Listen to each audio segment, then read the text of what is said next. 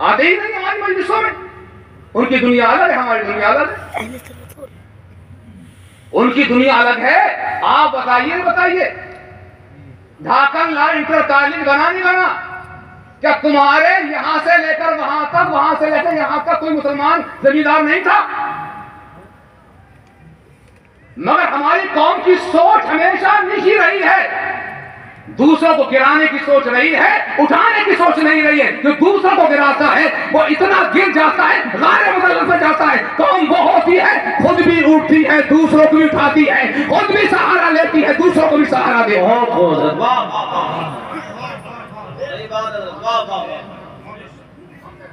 मैं चाहता हूं कि शीशगढ़ में एक बच्चियों का कॉलेज बने, वरना तुम्हारी बच्चों का ईमान महफूज नहीं रहेगा। जितने स्कूल कायम हो रहे हैं मैं इससे खुश नहीं हूं। ये घर में की तालीम, इसका असर जो है 10-15 साल के बाद वो होगा कि आप रोक नहीं पाओगे। बच्चियों का बिल्कुल अलग होना चाहिए, बच्चों का बिल्कुल अलग होना चाहिए। क्या तमाशा हो रहा है आपको मालूम नहीं है? खबर अंदर अंदर पहुंचती है। ये बेशर्मी की बातें आम में नहीं आती है, आहिस्ता आहिस्ता पहुंचती है। इसलिए बच्चों का स्कूल अलग होना चाहिए, बच्चों का स्कूल अलग होना चाहिए, कॉलेज अलग होना चाहिए। तभी हमारे बच्चों का ईमान बचेगा और उनका ही इस्लाम बचेगा। वरना बचेगा कोई चारा कार नहीं, वक्त करेगा कौन? तौफीक है नहीं तो खुद मजदूरी कर रहा है दूसरे की। तो अहले सदर का काम है।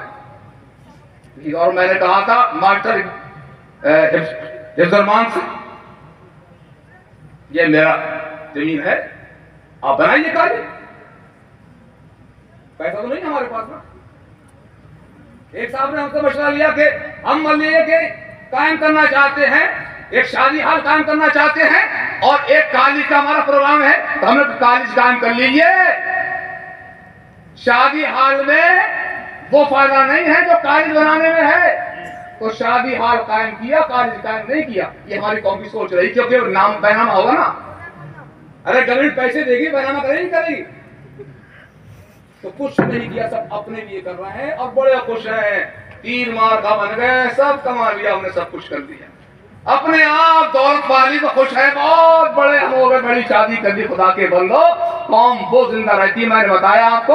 और ये मौलाना इकरार साहब ने शेर बार पढ़ते हैं, कुव्वत फिक्र अमल पहले फना होती है, कुव्वत फिक्र अमल पहले फना होती है, फिर किसी कौम की शौकत पे सवाल आता है। हमारी बुद्धि मारी गई है, जिस कौम की बुद्धि मारी जाती है वो कौम कभी जिंदा नहीं रह सकती, इसमें शक नहीं है।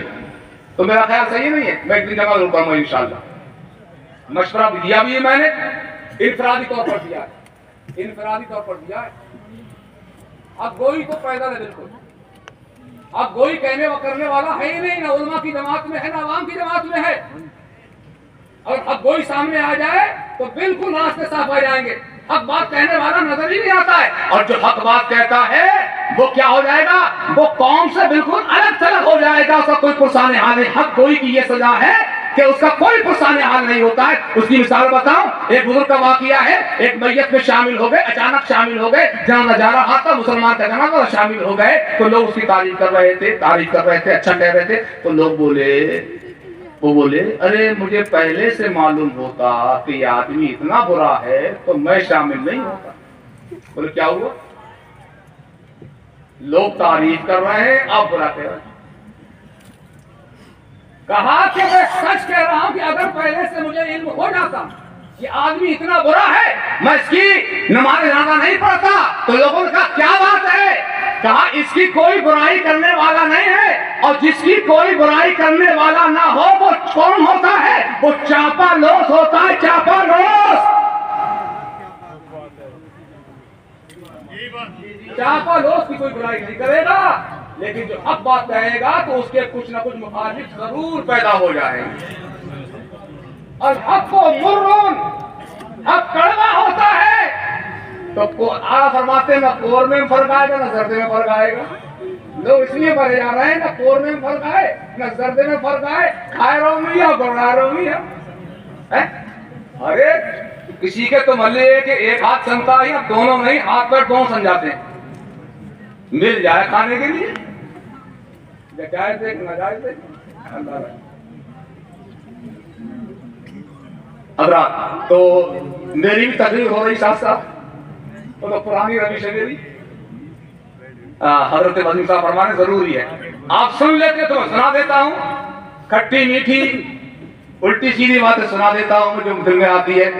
पापी तो हो नहीं, और पापी होना भी नहीं चाहिए, दिल में होना चाहिए। हजरत मौलाना फजील साहब जाने की तैयारी में थे, मैंने जा नहीं सकते हो, ये तो आपका जलसा है, आप जाओगे तो भी रहेगा कौन, हर दिन नहीं जाएंगे। अगर इनको मेरे ऊपर नाज है तो मुझे भी इनके ऊपर नाज है, ऐसा नहीं है। हाँ, जितने भी और बैठे हैं, बैठे हैं, मैंने कह दिया कि आप सलाम पढ़ के जाओगे, बोले नहीं आपके जलसे में सलाम भी पढ़ के जाऊंगा, तो अल्लाह का शुक्र है, तभी तो जलसा जिंदा है, इंशाअल्लाह जिंदा रहेगा, इंशाअल्लाह जिंदा रहेगा। तो हजरत सैयद सत्तार मियां से मैं कहता हूँ, गुजारिश करता हूँ कि तशरीफ लाए और अपने कीमती कलिमात से मुस्तफीज मुस्तनीर फरमाए।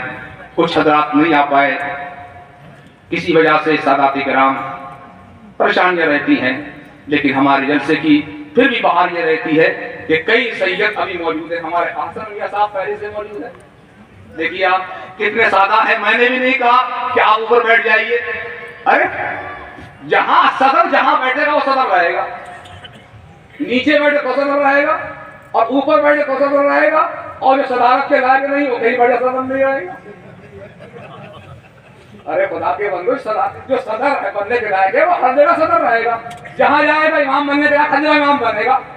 मेरी मस्जिद में जाओगे मैं बढ़ा दूंगा हाफिज अली इसको, इनकी मस्जिद में जाऊंगा तो मुझे बढ़ा देंगे, लेकिन तो इमामत के लायक ही नहीं है, कौन बढ़ाएगा?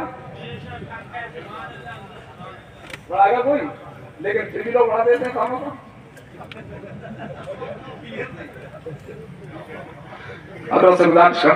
नारे तकबीर, नारे रिसालत, नारे गौसिया, फैज़ान मखदूम अशरफ, मसलके आला हज़रत, मदरसा आलिया ज़बानिया गई नवाब, नारे तकबीर।